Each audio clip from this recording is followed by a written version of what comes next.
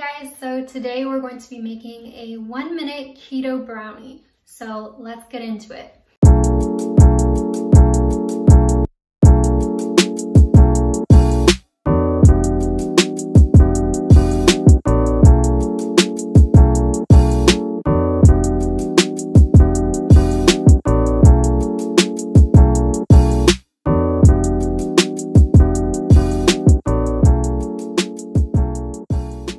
So the first ingredient we're going to add is 2 tablespoons of almond flour.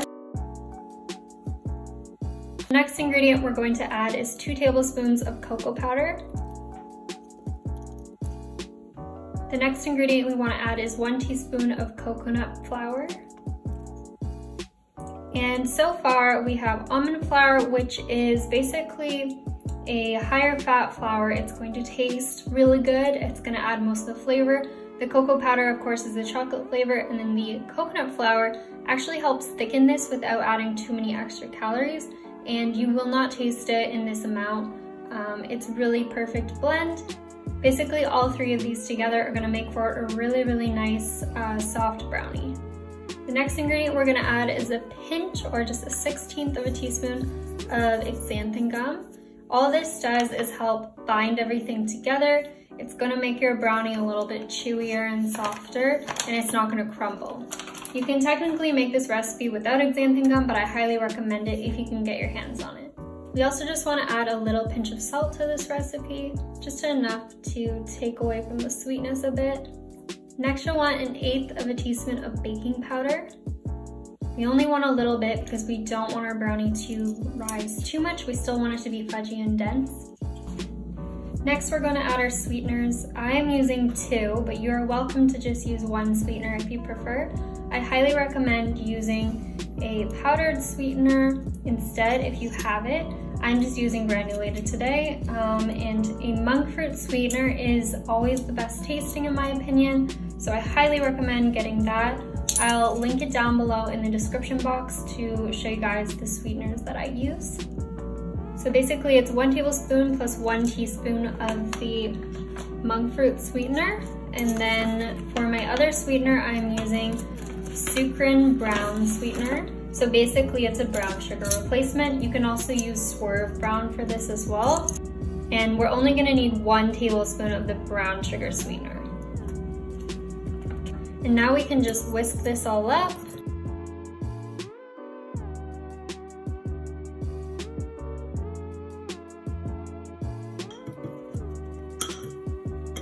And now we can add our wet ingredients. So the first one I'm going to add is butter.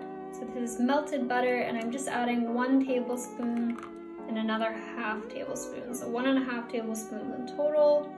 And I am using salted butter, so if you are using unsalted butter, you might want a little bit more salt in your recipe. And then following the butter, we're going to add 2 tablespoons of either water or some sort of milk or heavy cream. So I'm just using heavy cream. But if you want to lower the calories, I highly recommend using water, or you could use almond milk. Both of them still taste really good. And then lastly, we just want to add about 1/8 of a teaspoon of vanilla extract. Now I'll just mix all of this up.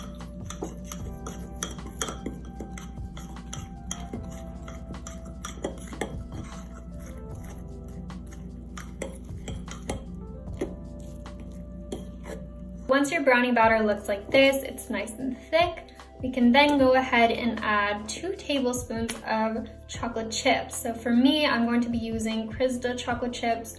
They are easily found at grocery stores in Canada. If you don't have those, you can also use any other stevia sweetened or sugar-free chocolate chips. Lily's is a good brand. If you are in the US, you can use that, or also Chalk Zero makes really good chocolate chips as well.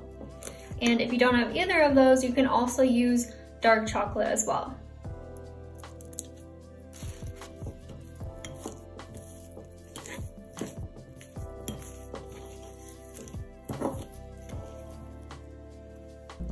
And this is what it will look like prior to baking. So I did grease my bowl, and then I kind of pressed the brownie batter into the bottom of the bowl a bit. And now we're just gonna go microwave this for probably about 35 to 40 seconds, and then we'll give it a try. Alright, so this is what it looks like after about 50 seconds. I did it in increments, so it might be a little less than that if you're doing it in your own microwave, but I think it looks beautiful. I'm so excited to eat this. Guys, I'm just in heaven right now.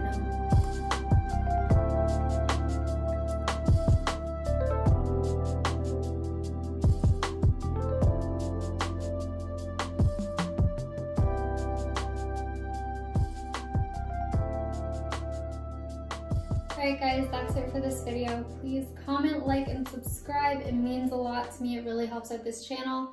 And be sure to check out the description box below. I have my blog linked there with a full recipe post for this recipe and also thousands of other keto recipes that you can make that are easy and simple, not too difficult. And I also am very detailed about the instructions and tips, so you'll never miss out on anything. Anyways, until next time, hope you guys have a great day. Bye.